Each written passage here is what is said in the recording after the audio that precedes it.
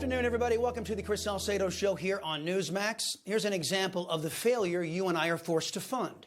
Joe Biden's border policies have yielded death, destruction, and a complete loss of trust in government. With just 2 years in office, Biden has ushered in an estimated 6 million illegal aliens into this country. Fiscal year 2021 alone had nearly 2 million border apprehensions compared to 600,000 in 2020 under President Trump. Even the folks at MSNBS are wondering out loud, quote, where's the urgency here? Where is the outrage that men, women, and children are going through hell, end quote. Border officials warning this is only the beginning, as the America First policy known as Title 42 is set to expire in 7 days. Newsmax border correspondent Jason Jones warning that El Paso, Texas has already become ground zero for this border invasion. He joins us now with a live report. Good afternoon, Jason.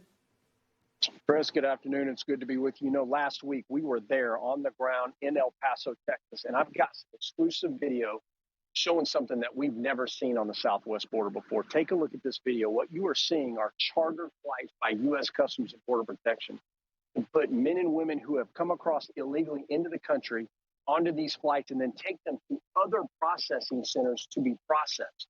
They're not moving them into the country yet because there are so many people crossing into El Paso. Their processing centers don't have the capacity to hold them. And because they've had so much overflow, what they're doing is loading approximately 140 people at a time. And if you notice in these videos, you'll see they're shackled. They're shackled at their waist and at their ankles. And what they're doing is trying to bleed the pressure off as so many people are coming in to the city of El Paso. Where are these flights going? They're going to Laredo and they're going to Harlingen, Texas, where from there they're going to be processed. And then depending upon the country of origin, determines whether they're removed or whether they're allowed to stay into the country. But it's an example of what has taken place. Look, in the last 12 days, Chris, there's been 25,000 apprehensions just in the El Paso sector alone and over 10,000 gotaways. Good grief. So with Title 42 set to expire, what are authorities telling you? Well, the authorities who actually care. We know the federal government really doesn't care. So those who do have a vested interest, how bad is this going to get?